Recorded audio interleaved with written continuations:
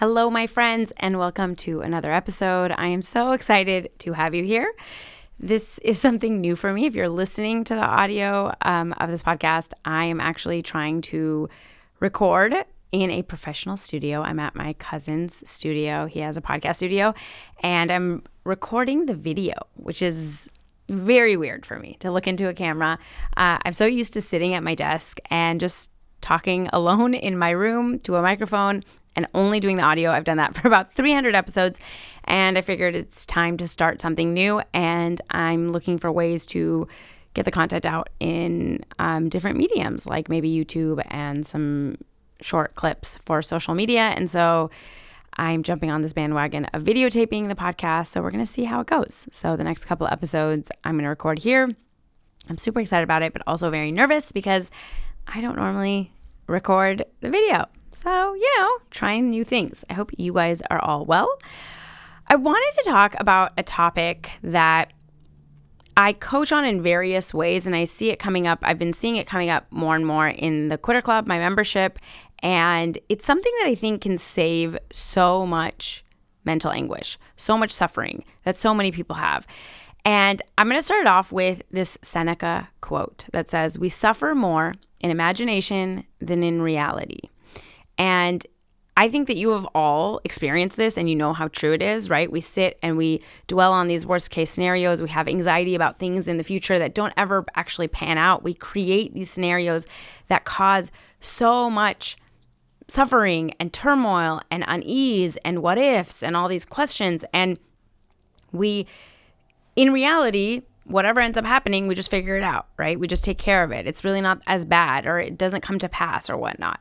And one of the things that I have found, especially with careers, especially when people are making decisions about what they want to do next, where they want to go, is this idea about like, what is the reality? What is actually happening? And what is your brain just kind of running away with its fears and trying to freak you out with all the what ifs, right? And so I call this, whenever I coach people on it, I always ask them, like, I want to know the math versus the mental drama, okay? So this is how I think about this concept. Is in most situations, there is the math, which I liken to the facts, like the facts of the situation, what's actually happening, what we're actually working with, what the actual situation is, and then the mental drama, which is all the thoughts, all the things that we add to it, all the what ifs. And it's a lot of what your brain does on purpose to kind of keep you spinning and stuck and not taking a step and not trying something new and not going after it. And for most of us, it's the mental drama is where we suffer more and what keeps us stuck, where the math is actually pretty figure outable, okay? And so what do I mean by this? I'll give you a really easy example that I see happening all the time. Because people come to me because they want to quit their jobs, because they hate their job, or they want to go after some passion project, they want to start that business, they want to change their careers, and then they'll tell me, I can't quit. Like, I can't financially quit. I need this paycheck, which is understandable and often very true, right? But then I'll ask them, like, okay, well, like, what is the financial situation? What is your financial plan, right? Like, let's say your expenses are what? And you're bringing in how much? And how much do you have saved? And how much debt do you have? And, what is your runway? How much would you have to save for how long before you could quit, right? Because then we can start making a plan. When we know the math of it, when we know, like, okay, if I know my expenses and I know how much I bring in every month, and I know how much my spouse brings in every month, or I know how much I have saved, or I don't have any debt, or I have this much debt, or whatever, I can literally put it into a calculator and figure out, like, I need to save for the next 2 years to, fund my runway. And what I mean by runway is the amount of money that I would need if I left in order to cover my expenses, right? So let's say in order to feel safe, I want to have 1 year of a runway. Okay, everyone gets to decide their runway differently, however they want, whatever their risk tolerance is. And it's not as though, like, I think you can have whatever risk tolerance you want. I'm not here to tell you, like, no, you only need a 3-month savings, or you only need 6 months. You want to have a year, great. But at least let's know what you need, right, to feel safe. So then when you tell me it's a year and we figure out, like, okay, this is your runway, you're going to have to save for 2 years to pay off all your debt, to save up for your runway, to have whatever money it is that you want to have to, let's say, invest in your business or whatnot. Now we know, That's the math, right? That's the facts of it, where we can then decide, like, then we can do something about it. Then we can decide, like, where are we going to go from here, right?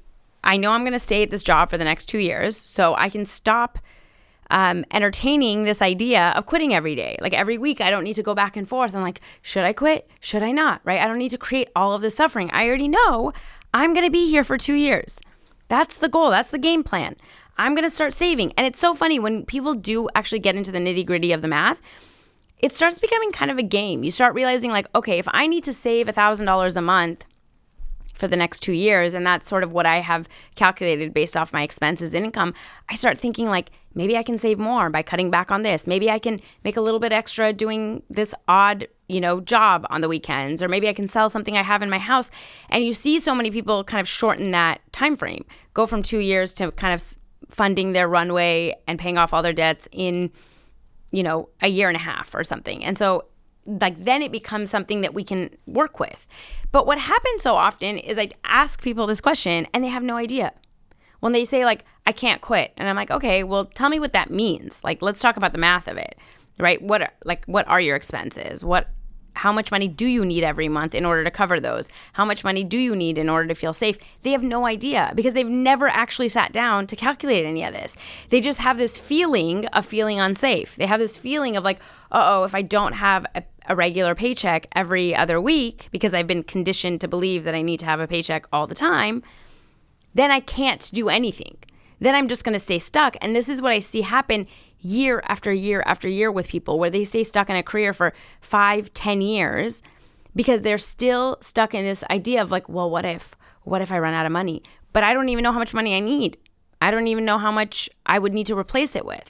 Like I recently was coaching someone who was laid off, and she has a side gig. So she had a job. Right now, obviously, there's tons of layoffs happening in tons of jobs. And she was lucky enough that she has some freelance clients on the side. And so she was going back and forth about whether she should go full time in her business and try to grow her business, this freelance kind of business that she had, or whether she should try to get another job. And when you're in this place of like, you don't know where you're making that decision from, where it's just based on like, well, I don't know, hopefully I'll have enough money to cover my expenses. There is a lot of programming. There is a lot of thoughts that come in that will stop you, because you'll start thinking of like, yeah, well, what if I don't make enough money? And what if I don't get enough clients? And what if it doesn't work? And what I was coaching her on immediately was, well, how many clients do you need? How much money more do you need to replace your income? It's a very basic question. Right? Before we can even know, because you might look at that and say like, oh, there's no way I'm going to get 10 clients. Like I'm not going to have the bandwidth to be able to cover what I would need for my expenses. Okay. Then it becomes clear that I need to get a job right now until I figure out how to grow my business. Right? But for her, what was interesting is when she finally sat down and did it, she realized she's actually pretty close to covering all of her expenses. So she doesn't really need that much more, maybe 1 or 2 clients, in order to not even have needed her full-time job. Right? But it was something that, because she was in this space of like fear and scarcity and like, oh, I have to hold on to this job and I have to hold on to these clients and I have to constantly work myself, especially because like we are in this kind of culture of constantly needing more and more. She was panicked when she lost her job, as a lot of us are, because it's like, well, now this source of income's not here. And as soon as we figured out the math, it was amazing to watch how much of that fear dissipated. And actually how much like pride came into it, right? She started realizing like, wow, I really am kind of taking care of myself. And I have actually started building this business. And I do have another source of income. And how wonderful that I had that when, everybody thinks the safety of corporate America is actually safe. Like when they decide to just pull the rug out from under me, it's amazing that I now have something else to lean back on. And that isn't actually this pipe dream, because I think sometimes in our brain, we love to believe like, oh, I can't really have a full-time business, or I don't know what I'm doing, or whatever other imposter syndrome we have. And then you look at the facts and you're like, oh, I fully could. I fully could because I'm already doing it. I'm just not giving myself that credit, right? And so I want you to think about where you're doing this in your own life, right? I think this is one of the first things I talk to people about when they come and they talk about quitting. I have a runway calculator in the Quitter Club that helps you kind of figure out what your runway is. But I always want people to get an understanding of like, what are we talking about realistically here? Because yes, a lot of us are burned out and a lot of us want to quit, and we all have different privileges. Some of us know that we can quit. Like maybe we already have a ton saved up. Maybe we have a spouse that we can rely on. Maybe we have money from other sources, whatever, that we kind of know like the math of it is already there. Then we know that all we really need to work on is that mental drama, right? I need to work on my mindset. I need to work on why am I so afraid to not have a job? What do I make it mean about me to leave this, right? Then it's more fears. But there's a lot of us who don't have that privilege. And that's okay too, right? My runway might just be longer. Someone else might be able to quit right now, and I might have to wait 2, 3, 5 years. Okay, well, let's get started on that. Let's figure out if my runway is 5 years from now, because I have school loans and I have some debt and I have all of my expenses and I have to be able to cover it. What do I need to like cover right now, right? What is the bare minimum of my expenses? How much would I need to put away each month to be able to build that runway? What could I bring my expenses down to maybe not need to have a job that pays as much? Like I see that too a lot, where somebody might have a high paying job and they have this belief like, well, I can't leave unless I'm making this much. And I'm like, is that true though? Like, have you done the math of it? I know you want to make that much and you should, and we'll work on ways to be able to get you to make that much or even more. But let's look at all of our options. Like if my expenses are $5,000 a month and right now I'm making $10,000 a month, can I get a job that maybe makes me a little bit more happy where I'm making $6,000 a month and it still covers my expenses? Like, is that what I want to do in a transition kind of role until I find the thing I want to do or until I build my business or, that might give me more flexibility? I have more options when I know my math, right? Like I have more ability to figure out what works for me right now, what will work for me in the future, how I plan for it. Unfortunately, I think for most of us, we just sit in this like, well, I could never do that. I can never have a business. I can never make enough money to, pay myself what I need. I can never make enough money to cover my expenses. And I'm always like, is that true? Do we know that? Show me the math. If you show me the math and you say like, no, like there's legitimately no way for me to ever cover my expenses without having this income, fine. I am all on board. And I talk a lot about this with the people that I coach. Like I'm never one to try to push you to quit too early. I don't think that the stress of that is conducive to helping you build whatever you need to build. I'm all for slowing it down and figuring out like, hey, I need to be here for the next 2 years and I can learn how to love it here and I can learn how to like change my relationship with where I'm at. That's fine and dandy. But at least I know. Then I'm working towards something. I think the biggest, the most suffering that I see with so many people in this feeling of stuckness or lostness is this kind of spinning, this circling with no direction of where we're going because we don't know because we haven't planned anything out. And so it's kind of just like this Groundhog's Day of like every day, every Monday I get up, I go to work, I do the same thing and there's no end in sight. And I just know I need this paycheck.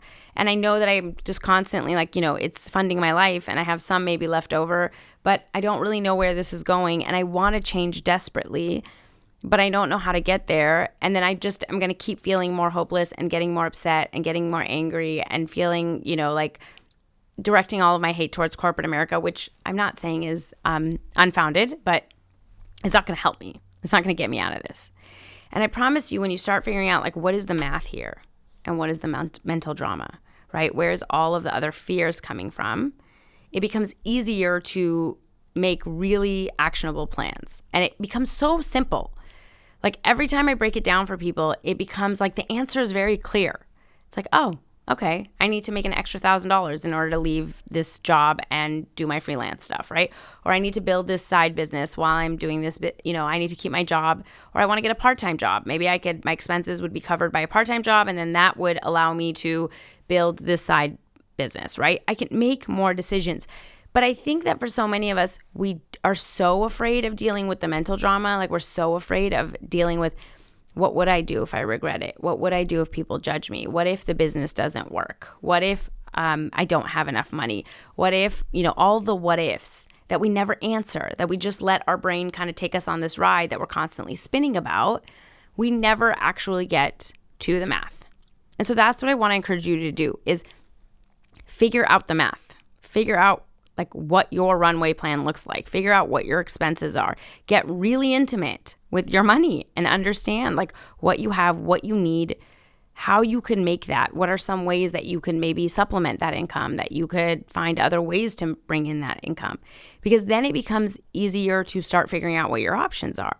And it becomes easier to look at your short-term versus your long-term goals, right? Maybe your long-term goal is to leave this industry or this career or to start a business. But maybe your short-term goal is to pay off debt. Maybe it's like, hey, this student loan is what's going to like kind of hold me back. So maybe I can spend the next 2 years figuring out how to aggressively pay it off. I don't know. Maybe that's the issue that you have to deal with. Maybe it's something else. But we can never know until we sit down and do the math. I've had a number of clients who are terrified that they're going to run out of money, right? They're terrified to not have a job. They're terrified that like if they don't have a salary, their whole life is going to fall apart. And then we do the math and they have 5 times the runway that they would need saved up already. They've already worked for so long. They already have this very large nest egg. Now, I'm not saying this is everybody, but there are people that have this situation. And it's fascinating to see that like then it's not really the money.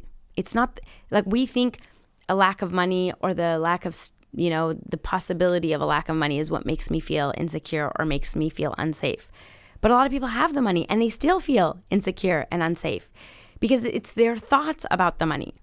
It's their thoughts about, what if all of a sudden everything goes to hell and I lose all of this, even though that's not likely because you will course correct and go get a job, right? Worst case scenario is if you start realizing you're losing some money and you're not, your business isn't taking off or whatnot. The worst case scenario is then you go back and you get another job. But so many people are just sitting in this mind drama, in this suffering, in this kind of imagination of everything's going to go to hell. I'm going to lose it all. I'm going to end up homeless. And so I can't leave this job. And so then they stay somewhere where they're deeply unhappy, where they know it's not a right fit, where they might have depression or anxiety or deal with toxic bosses or deal with like harassment issues or all these things they don't have to do because they've convinced themselves that it's unsafe. And I promise you, a quick look at the math often tells you whether it's unsafe or not, whether you really have to kind of suck it up or whether you have more options. And so I want you to look at this. And I know I say this, obviously the examples that I've given are based on actual math, right? They're based on actual numbers, which I do think a lot of times is where we want to start. But I think of this concept even bigger than that because I think of it as like, where is it the actual facts right now? Where is the problem here? And where is my mind kind of running off on a million different tangents and like scaring me and telling me that it's uncertain and that I'm crazy and that everyone's going to judge me, right? Where is the actual math of this? And I think when you pare it down and you think like, hey, this is the facts of this situation. I've been in this career for X number of years. I have experience in this. I have worked, in these companies. I have these references. Like these are my facts. And I want to try something new. Like where is, or I would say like another example is like a lot of people will tell me, like I can't take a year off. I can't take a sabbatical because I'll never get a job again. And I'm like, where's the math in that? Tell me the facts of that. Where did you see that? Like, why don't you look for the other facts?